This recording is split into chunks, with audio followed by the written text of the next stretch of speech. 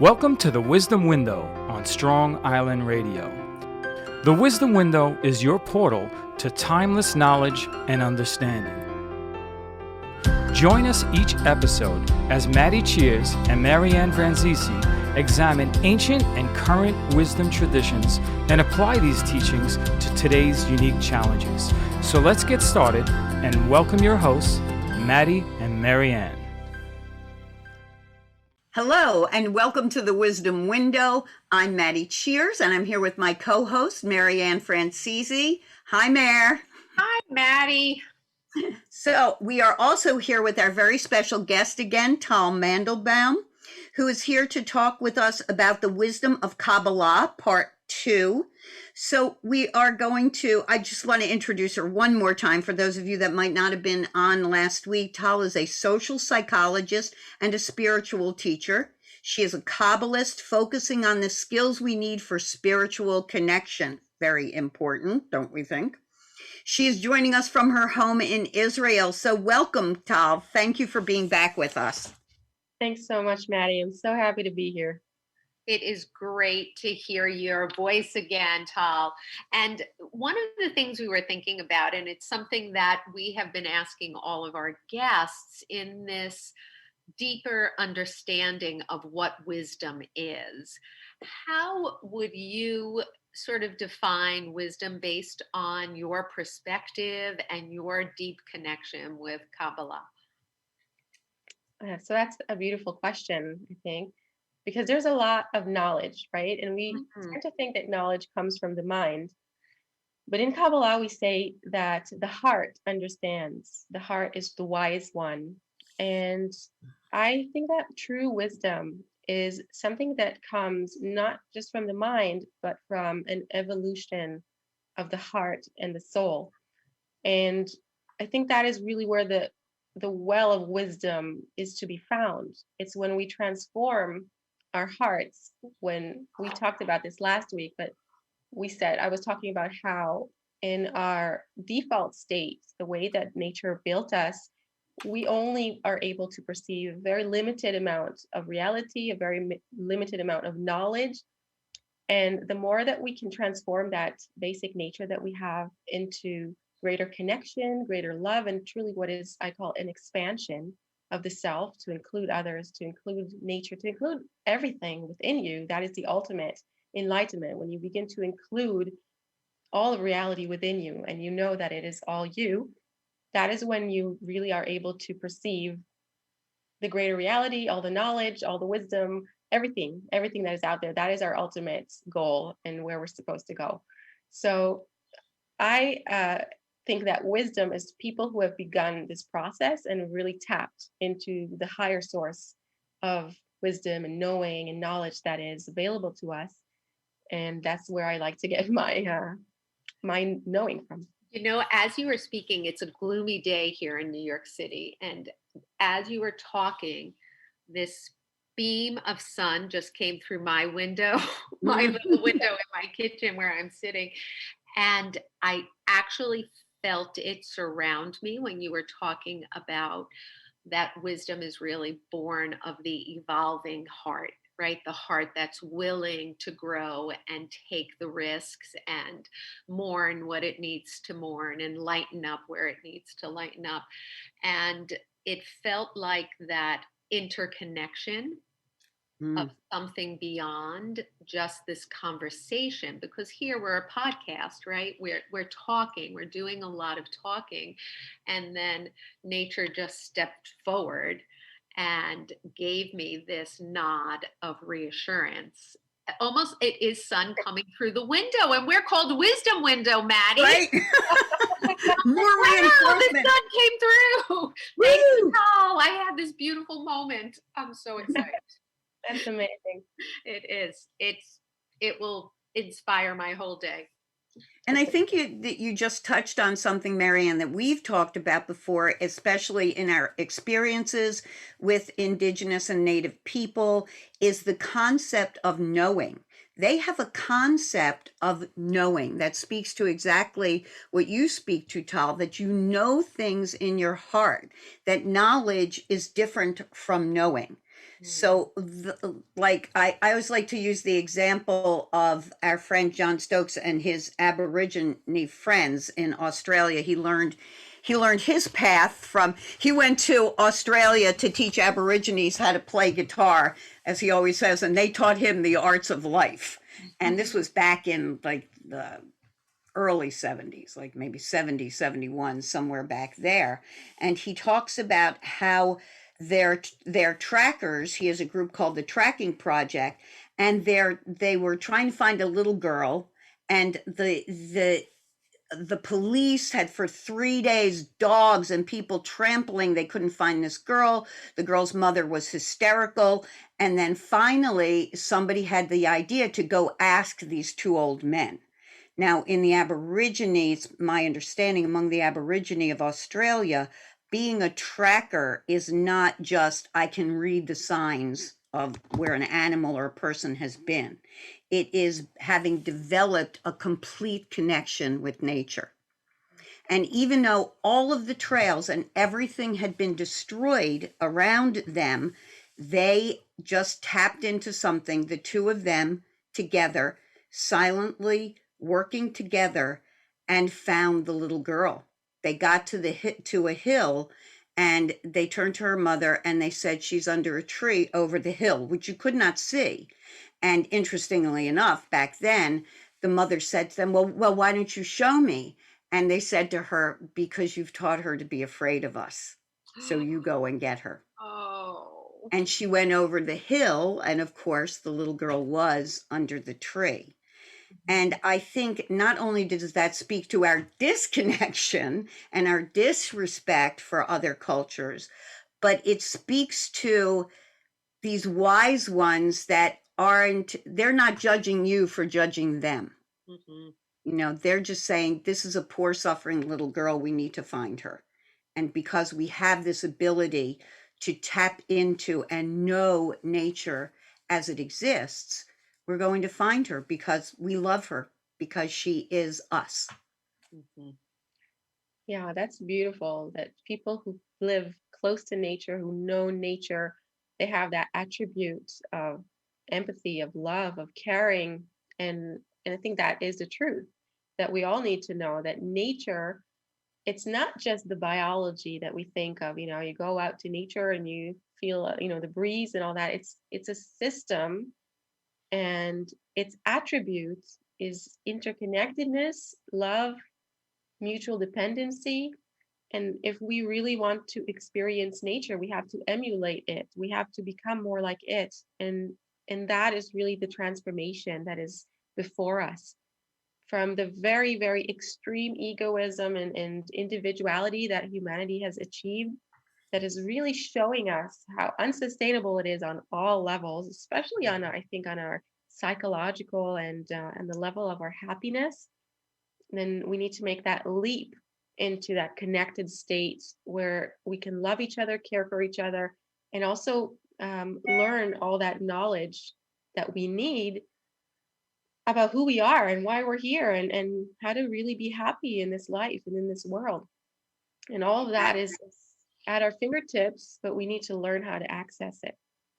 And that's my concern. I know it's your concern and Marianne's concern. It's many, many people's concern with the rush to artificial intelligence, is that if we decide that that is going to make us bigger, better, stronger humans, are we really going to ultimately lose exactly what makes us human?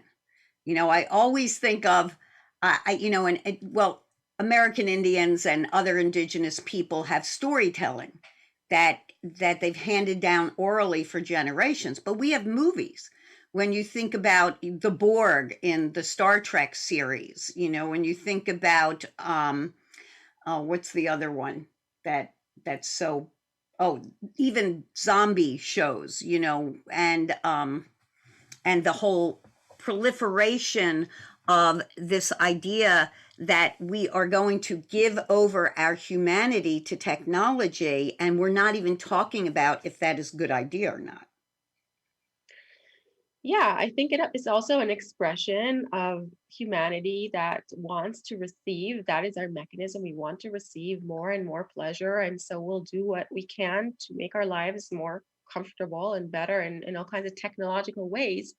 But this will never answer that very deep need that we have to truly be human.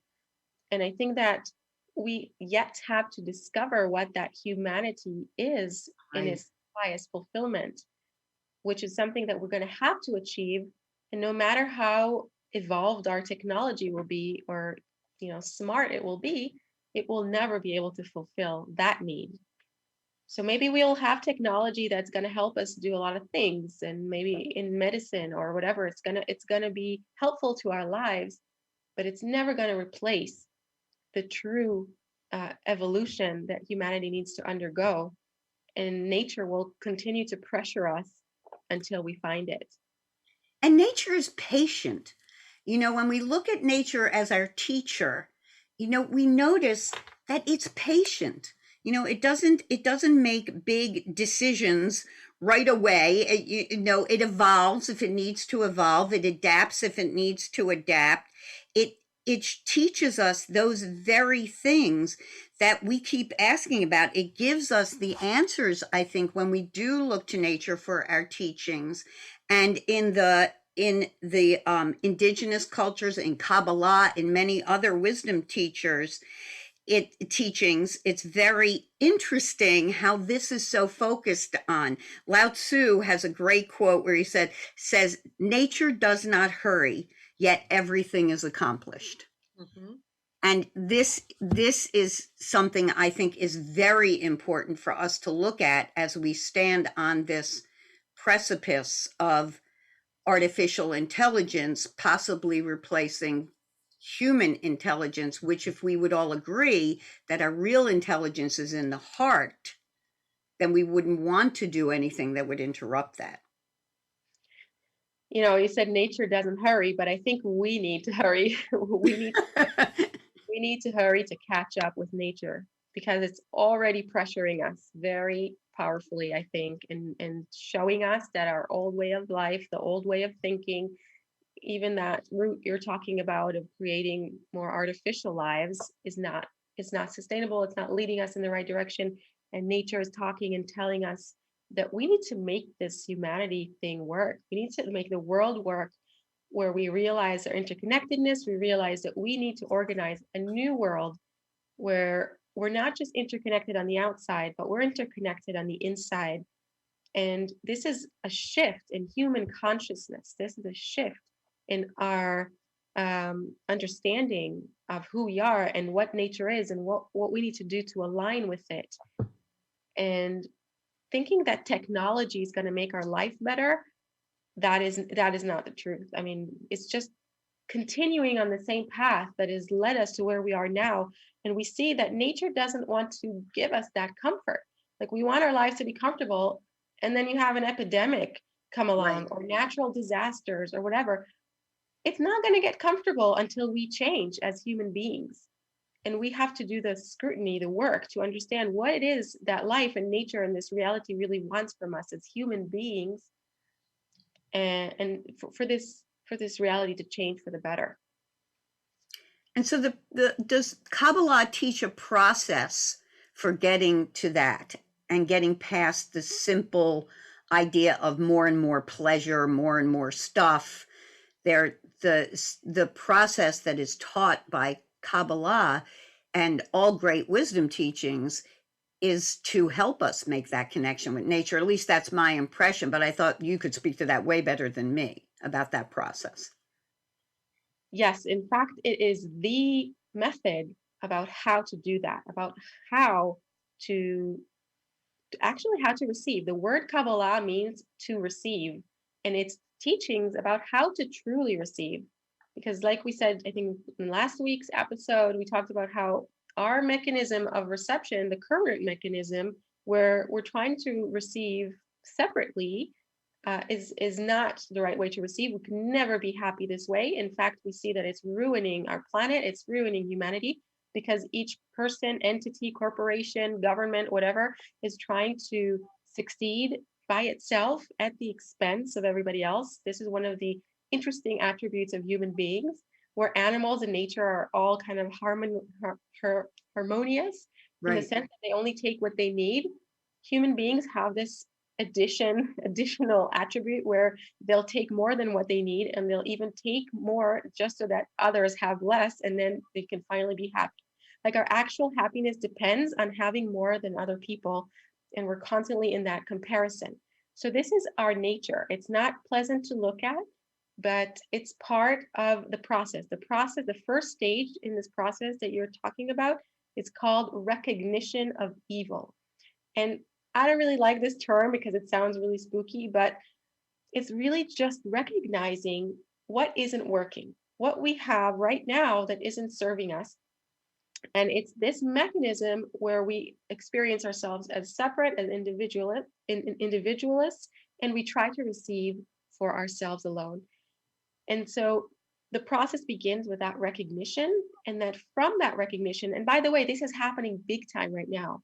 It's where we see that, countries are not able to survive this pandemic because nobody's helping them out. We're not sharing the vaccines. We're not organizing. Well, like, we have this global challenge right now. It's like the clearest thing is that nature is trying to teach us that we're all one, that we need to collaborate, that if we want to survive, Right. and even if a country is better off than another, we know we're all connected. We know this virus can travel, and so there's no real way of escaping this change that we need to make to become one humanity, to really learn how to collaborate. That is what we need to learn. That's what nature is teaching us.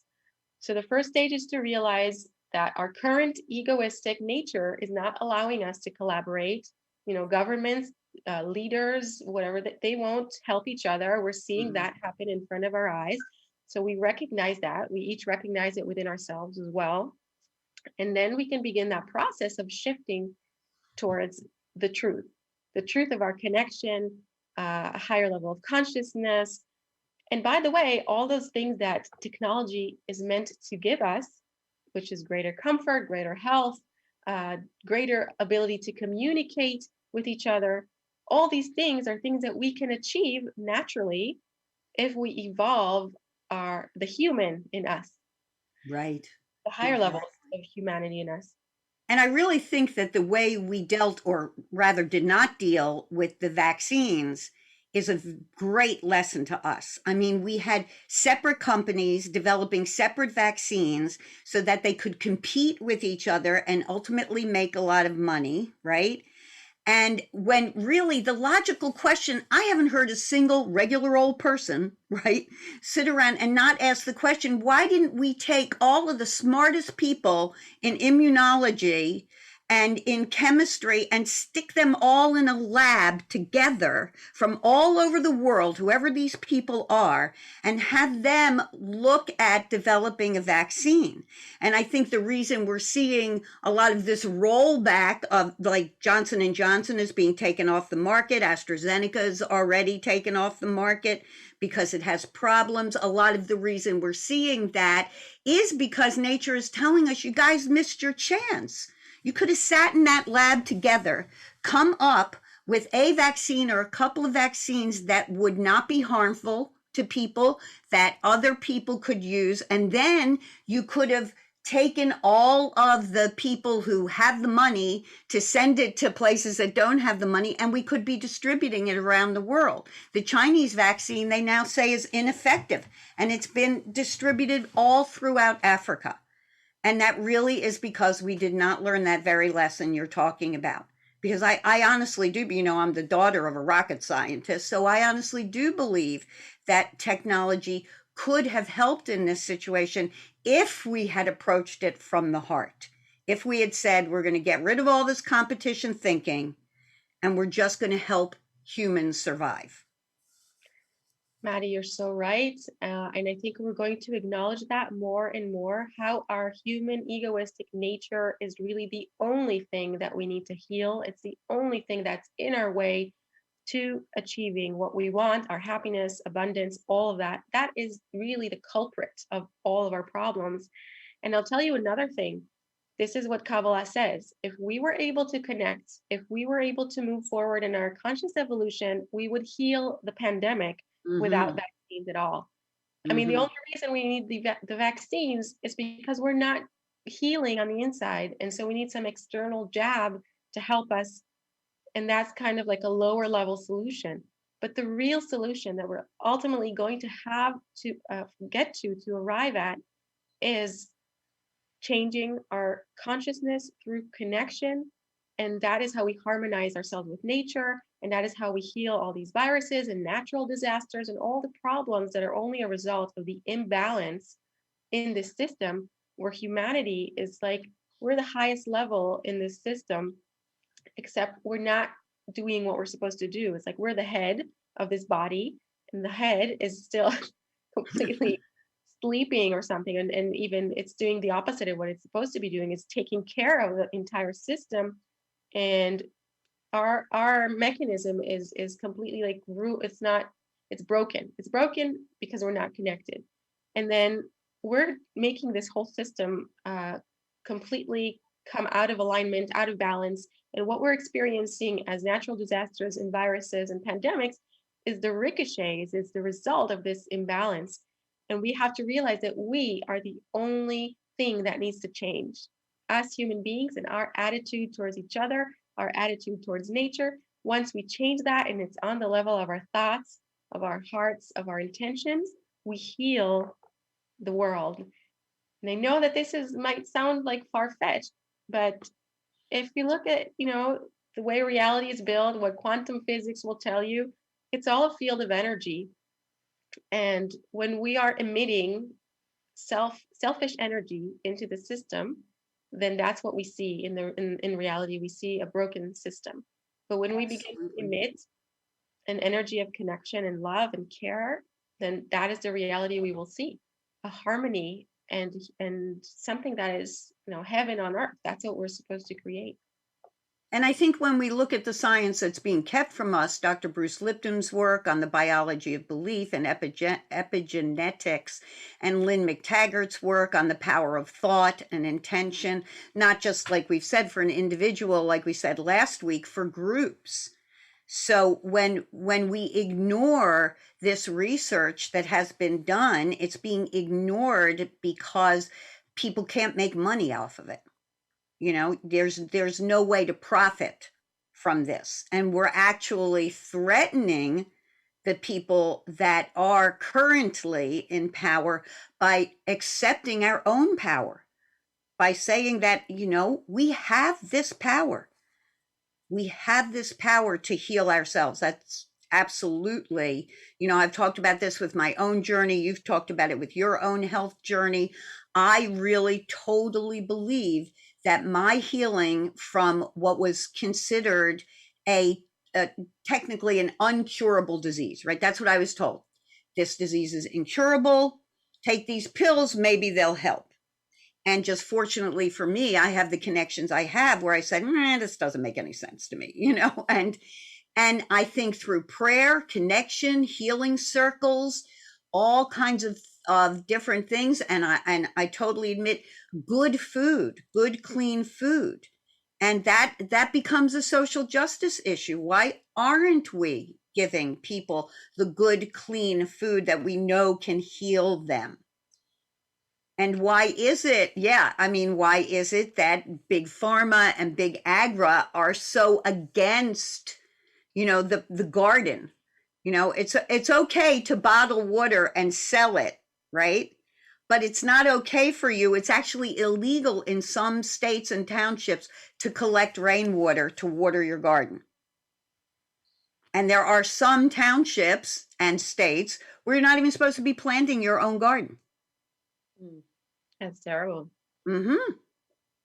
So these are questions that the big questions I feel like we need to be asking. And it's one of the reasons we do the show, is so that we can ask the question of people like you, Tal, and hear the perspective of Kabbalistic wisdom.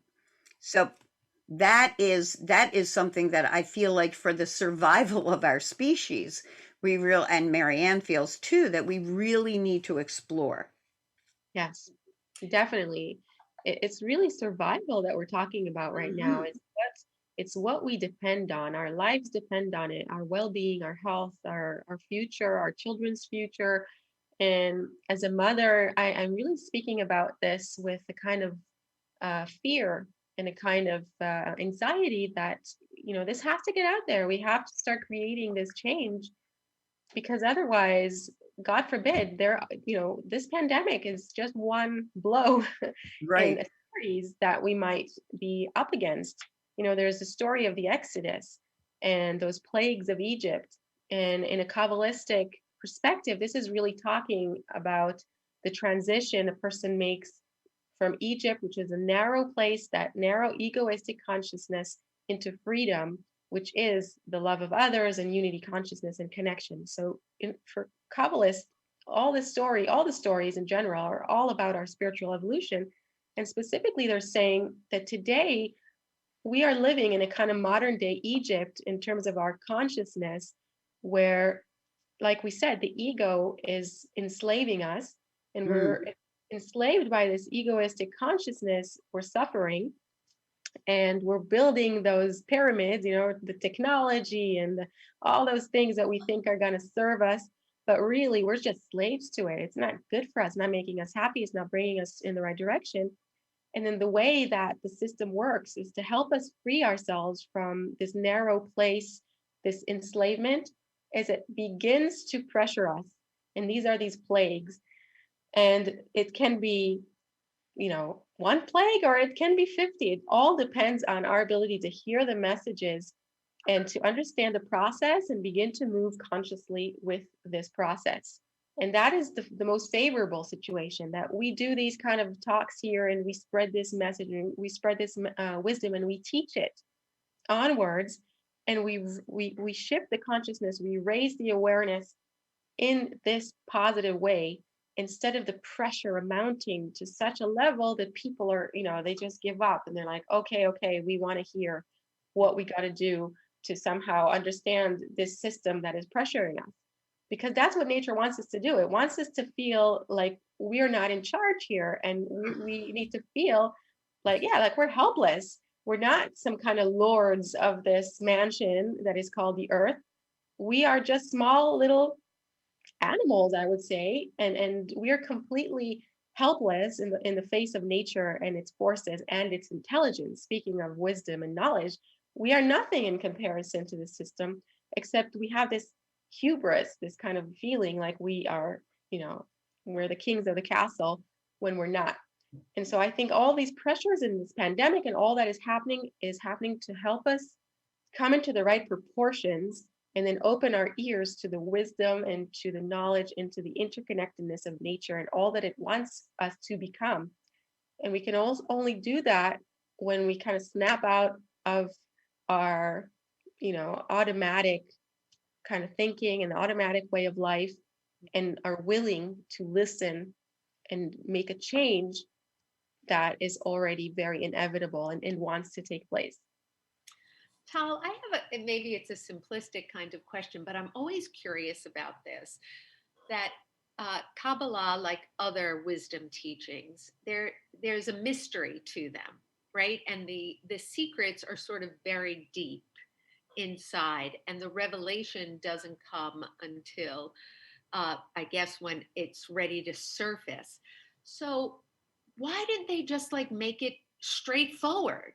Like, why does it need to be mysterious? And is there a wisdom to that? Like, spell it out clear so we humans can understand it. That's an amazing question that I think all the Kabbalah students ask themselves. Why isn't it easier? Why couldn't we just, why didn't nature just make us Mm-hmm. fixed? Why did it make us broken? Why did it make this world broken? I mean, God Almighty, why did He just, do it for us? And then the answer is that the reason that, human beings are born into this reality where they have to go through all these generations, and I would say even incarnations of suffering, of complete lack of consciousness, until they finally awaken at some point, and then they go through a whole process of conscious evolution, which is also a process in its own, is that is how the the creator, we call it, or spirit, can give us what it wanted to give to us to begin with, which Mm, is our free will, our ability to be just like the creator, just like him, completely conscious, completely aware, completely bestowing, completely loving. And if we didn't go through this entire process, we just wouldn't have these, we wouldn't have all of the, I would call the vessels or the tools or the skills that we need. But like, we're accumulating something throughout this process without which we wouldn't be able to reach that level of our own will, of our own consciousness. It's a conscious awakening that we have to choose and we have to go through consciously. It's not something we can be given. So that is, if we talk about this whole life and we wonder about why it's so hard and why does it have to, why can't we just be given our, our happy states on a platter? well, Why do we need to achieve them? So that is the answer that I have received from my teacher, that this is the way it needs to be. We have to go through it step by step. And every bit of suffering that we undergo it's like, it's not in vain. For every bit of suffering, it's even written that even the smallest, insect that is suffering somewhere, there's going to be a compensation for that. It's like, for all this darkness that we need to experience, there's a great light that is going to fill this big vessel that we are building together. So I don't know if that makes anybody feel any better, but we should know that it's that is very hopeful. It's a very It is very hopeful, hopeful. and it's encouraging. Yep. It's like we are in a process, and that's something that I feel like we keep coming back to, Maddi, right? That Right. there is this process of evolution that you're talking so much about with us, and is so important for us to bear in mind, because again, being individualistic, like, we want to get to the top of the class quickly. Like, Right. I want to get my degree in evolution, human Right. evolution. Exactly. But it's it is this process that does take time. And I think if we think about, Marianne and I are both storytellers, and we do have some knowledge of Native American stories. And if you think about how many stories there are in Native American traditions that teach you can't get something for nothing, is basically what it says, that if you get it for free, if you get it for nothing, you will A, forget it, and you will B, never appreciate it. Mhm. So we are going through that process so that we can appreciate it and we don't forget it, because we are the only ones on the planet that forget stuff. A tree does not forget how to be a tree. It's always a tree. It's not a chipmunk. So, as Tom Porter once said, the Mohawk spiritual leader we work with. So this was a wonderful session, Tal. I hope you come back sometime and join us again. And one more time, as you did last week, please give us your contact information. Sure. So I post a lot on Instagram. If you want to connect there, you can find me at tal.mandelbaum on Instagram. And my website is www.choosingtoconnect.com. And I'll be happy to connect with you there as well. And if you just go to YouTube and look up Tal, T-A-L, Mandelbaum, then you're going to find some wonderful videos. And you've been very kind to all of us in keeping the videos around 15 minutes. I always feel like it's better to do more videos for a shorter period of time and then really get the point across. But they really are wonderful on YouTube. So I want to highly recommend you guys looking her up there. And just one more time, thank you so much for being with us. If you have any comments or questions for me or Marianne, or even that we can relay to Tal, you just go to the website, thewomensonenessproject.com, or email us at Maddi, M-A-D-D-I, at womensoneness.com. Women's Oneness, all one word. And Maddi is, again, M-A-D-D-I. And thank you one more time, Bobby. Thank you so much for producing this wonderful show. We really appreciate it.